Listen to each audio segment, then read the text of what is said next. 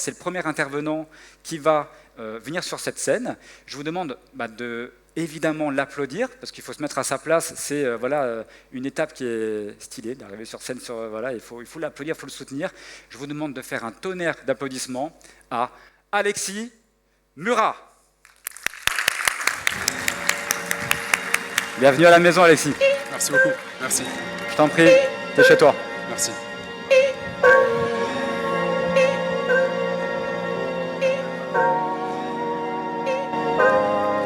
Bonjour à tous, donc, je m'appelle Alexis Murat, comme Maxime l'a indiqué, et j'ai 24 ans. Ça fait 3 mois que je me suis installé ici à Dubaï. On va parler de quelque chose que j'appelle le soft networking. Avant de parler de ça, j'aimerais vous parler un petit peu de mon histoire, mon background. Donc, je viens d'une famille albanaise immigrée, qui a immigré en France, très peu de moyens. Aucun membre de ma famille n'a de diplôme lorsque je nais. Et une chose se passe à mes 10 ans, qui m'a marqué pour toute ma vie, toute ma jeunesse. À mes 10 ans, je suis fan d'High School Musical, fan des États-Unis, fan de de la fraternity life, etc. Et j'achète un t-shirt de la Yale University. Pour vous qui connaissent Yale University avec Harvard, ceux qui ont regardé Gossip Girl doivent également connaître. Et donc la Yale University, j'apprécie ce t-shirt, je l'achète.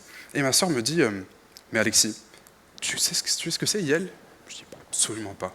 Aucune idée de ce qu'est Yale. Et elle me dit, c'est une des meilleures universités au monde. Et à ce moment-là, une étincelle dans mes yeux, je ne sais pas pourquoi, et je fonce voir mon père à ce moment-là pour lui dire, papa, quand je serai plus grand, j'irai à Yale. Mon père me répond, qui par ailleurs, je ne pouvais pas voir souvent, il était en Albanie et moi en France, donc on se voyait à peu près 1 à 2 fois par an, il était plutôt absent, et il me répond, mon fils, tu sais, Yale, c'est pour l'élite, c'est pour ceux qui ont un gros réseau, ceux qui ont d'avance des parents fortunés, etc., etc. Mais surtout, mon fils, si tu vas à Yale, je serai le père le plus fier au monde.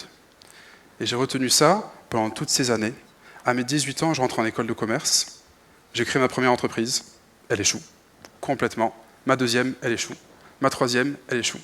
Et au bout d'un moment, je me dis, Yale est en train de me passer sous le nez, là. Et je suis quand même bon à l'école, à ce moment-là. J'arrive à bosser à fond à l'école en parallèle de mes échecs entrepreneuriaux. Et je fais ma deuxième année d'études d'école de commerce aux États-Unis, ma troisième année à Berlin, en Allemagne, et j'obtiens à la fin 2 bachelors, 2 diplômes en 3 ans. Je postule ensuite à certains masters, des top masters européens. Je me dis, c'est difficile, les concours sont très durs, je finis en dépression à ce moment-là, parce que j'ai eu que des échecs, je commence à plus croire à mon rêve d'enfant. Je me rends compte que les concours aussi pour les grandes écoles européennes sont extrêmement difficiles et peut-être hors de ma portée. Et je commence à me rapprocher de cette histoire de je viens d'une famille défavorisée, peut-être que du coup je devrais me contenter d'un travail et d'études modestes. À ce moment-là, je suis pris en double master, à Milan et à Londres, donc 1 année dans chaque école. Top université européenne, top 5 en Europe. Je me dis yes, c'est le bon moment. Ça y est, ça arrive, enfin. Je lance une entreprise de réalité virtuelle. On développe des softwares, des logiciels pour pouvoir se balader dans des bâtiments et acheter des produits dans un magasin, ce genre de choses. Et ça prend. La bonne étoile enfin revient et arrive. Ça prend. On a des clients comme Carrefour, le Paris Saint-Germain. On travaille avec des youtubeurs comme Vodka, Rachel et Emilien. On commence à se développer de la France jusqu'au Royaume-Uni, en Espagne, en Italie, en Allemagne, dans plein de pays différents. Et un 22 février, j'envoie un message à mon père et je lui dis « Papa, il faut qu'on se voit. Je rentre de Londres, je viens te voir. » Il me dit « Ok, d'accord. » On se voit, j'arrive, on se pose dans un bar, dans un hôtel le soir, on boit un verre ensemble et il me dit « Mais mon fils, je t'avoue que je suis stressé. Qu'est-ce qui se passe? Qu'est-ce que tu veux m'annoncer? Qu'est-ce qui se passe ?» Et à ce moment-là, je lui dis « Papa, il peut y avoir une bonne comme une mauvaise nouvelle. » Et il me dit « Mais mon fils, ta copine est enceinte ?» Je lui dis « Non, pas du tout. » Tu vas te marier? Non, papa, tu sais que j'ai de grosses ambitions, je ne suis pas encore dans ce milieu-là, et j'avais 22 ans à ce moment-là. Vient l'heure de 23h30, et je reçois un mail. Vous avez été admis à Yale. Je le montre à mon père, qui pleure de fierté et de joie. Première fois de ma vie que je vois un père albanais, fort, qui ne montre jamais ses pleurs, et qui pleure pour la première fois devant moi.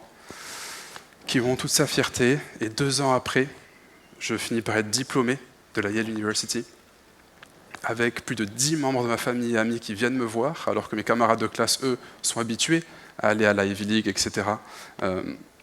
Donc pour eux, c'est totalement normal, donc personne de leur famille obligatoirement ne vient à la cérémonie de diplôme. Moi, toute ma famille est ici pour me soutenir. C'est une grande fierté pour nous tous. Et j'en viens à avoir mon père qui me met cette bague au doigt, la bague traditionnelle de Yale que porte chaque alumni, et qui par ailleurs peuvent se reconnaître entre eux en faisant du réseau. Pourquoi est-ce que j'en viens jusqu'ici ? J'en viens jusqu'ici parce que, à travers ces années d'études, beaucoup d'entre vous vont penser peut-être que les études, ça ne vaut rien, et je vous avoue très honnêtement que je n'ai pas appris grand-chose durant toutes ces années, mais il y a une chose qui marche très bien, et c'est le réseau. Le réseau, on apprend à le faire, ce réseau, à travers les études. Et aussi, on se crée un fort réseau durant ces études. Pour vous donner des exemples, lorsque j'étais à Londres, à travers le réseau que je me suis créé, j'ai réussi à rencontrer le fondateur d'EasyJet. On s'entend bien, ça match. Il me dit, je t'invite chez moi à Monaco. Moi, je suis personne, j'ai 22 ans à ce moment-là. Qu'est-ce que le fondateur d'EasyJet m'invite à Monaco, ou 21 ans? C'est incroyable. Il m'invite à Monaco. Il me dit, je veux investir en ton entreprise. Ta boîte de réalité virtuelle, vous vous souvenez? Ta boîte de réalité virtuelle, je veux investir dedans. Ok, super. Il devient mon mentor, etc. etc. Et il grandit mon réseau. À Yale, je rencontre Steven Schwarzman, le CEO et fondateur de Blackstone. Je rencontre George Bush et ce genre de personnes. À travers les études par-ci, par-là, je rencontre beaucoup de monde. Et j'ai appris surtout quelque chose. J'ai réussi à créer ce réseau, à rencontrer les fondateurs d'EasyJet, George Bush et d'autres personnes, en pratiquant le soft networking. Il y a 4 fondations clés au soft networking. Et le premier, tout simplement, paraît logique, mais pour certains, ça ne l'est pas, obligatoirement, c'est de ne pas être un requin. Quand je vais dans un événement business comme ici, vous, ce soir, au Match Business Club, je ne vais pas dans l'optique de faire de l'argent, de rencontrer des personnes pour le business. J'y vais pour me faire des amis. Donc certes, ça fait un petit peu monde des bisounours, on sait tous que les personnes que l'on aura en face n'auront pas le même état d'esprit peut-être, mais en ayant cet état d'esprit-là, j'ai appris à m'intéresser aux autres, à créer de vrais liens, à ne pas voir les personnes en face de moi comme des prospects, mais des potentiels amis, et surtout des personnes qui pourront être des commerciaux pour moi, qui me recommanderont à d'autres lorsqu'ils penseront à la réalité virtuelle, par exemple. Le deuxième point est le point sur intérêt intéressé. Donc, quand on dit on fait par intérêt, c'est parce qu'on a un intérêt business. Là, ce que je veux vous dire, c'est qu'il faut que vous soyez intéressé. Intéressé par la personne que vous avez en face de vous. Intéressé par son histoire. Intéressé par son background, parce qu'elle raconte, par sa profession, par ses passions. Soyez réellement au fond de vous intéressés. Posez des questions. Soyez curieux. Et les personnes en face de vous vont extrêmement apprécier cela. Le troisième point, c'est de donner sans vouloir recevoir en retour. Lorsque vous donnez, et pour beaucoup d'entre vous c'est déjà le cas, je le sais, après avoir parlé avec beaucoup de membres du Match Business Club, vous donnez avec bon cœur, sans aucun problème, sans avoir une quelconque envie de recevoir en retour. Et si la personne, le jour où vous en avez besoin, ne vous donne rien, tant pis pour elle. Elle vous perd de son réseau. Elle perd un élément clé de son réseau.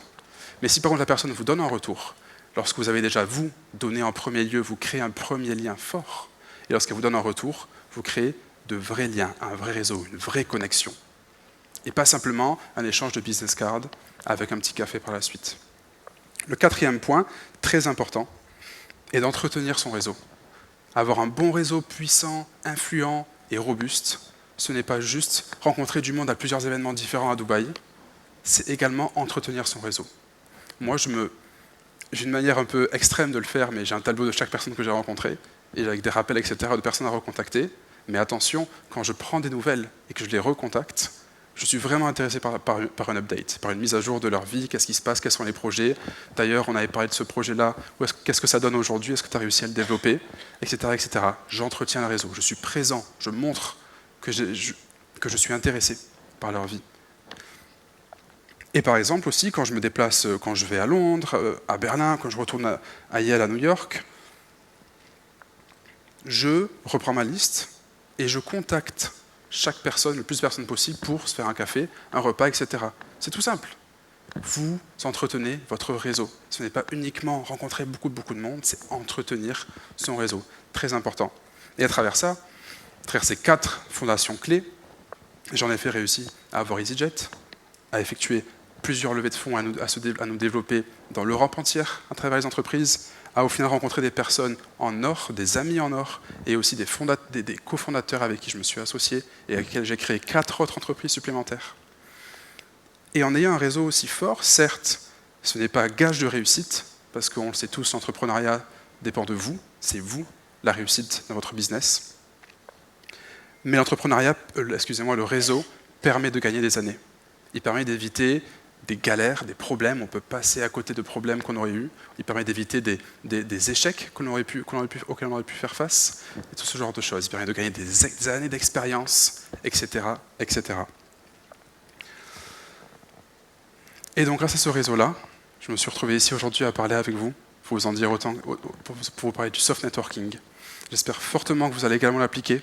Il faut que ce soit en lien avec vous, votre personne, il faut que vous soyez vous-même authentique lorsque vous faites du réseau. Il ne faut pas que ce soit un requin qui va dire « je fais ça, est-ce que tu veux ma visite virtuelle? Est-ce que tu veux faire de la réalité virtuelle? Ça coûte 1000 €. » Ce n'est pas l'état d'esprit. Faites du soft networking du mieux que vous pouvez, il faut que ça soit en phase le plus possible avec vous. Et je vous remercie grandement pour m'avoir écouté.